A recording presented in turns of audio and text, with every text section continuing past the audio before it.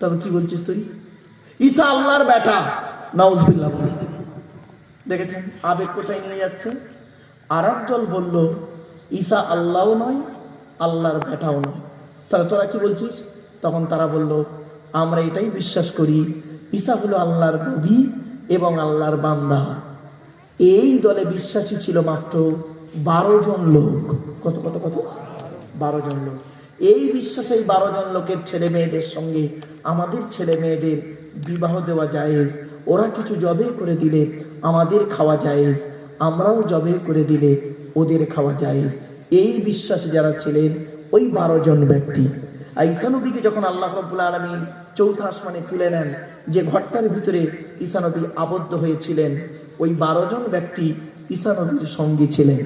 এই 12 শব্দটা মাথায় রাখুন। কেন আলোচনা করতে গেলে 12 শব্দটা আসবে, তখন যেন বলবেন না 12 আবার কি এলো। 12 শব্দটা মাথায় রাখুন, সংখ্যাটা। তাই আল্লাহ বললেন অকালাতিল ইয়াহুদু উযাইরু ইবনুল্লাহ, ইহুদিদের হেদায়েতের জন্য উযায়ের নবীকে পাঠানো হলো। আর ইহুদিরা উযায়েরকে ভক্তি করতে করতে আবেগে আল্লাহর বেটা বানিয়ে দিল।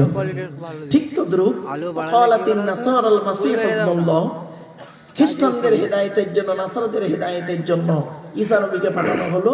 ওরা আবেগে ঈসা নবীকে আল্লাহর বেটা আল্লাহ বানিয়ে দিল, নাউজুবিল্লাহ।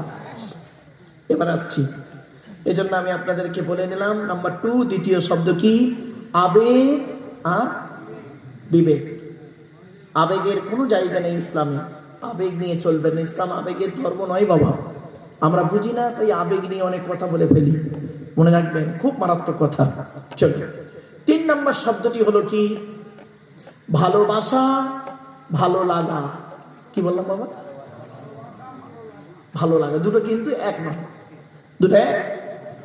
এখন আমাকে আপনাদের ভালো লাগছে, ভালোবাসছেন, ভালো লাগছে, কিছুক্ষণ পরে নাও লাগতে পারে। ভালোবাসাটা হলো চিরস্থায়ী, ভালো লাগাটা হলো ক্ষণস্থায়ী।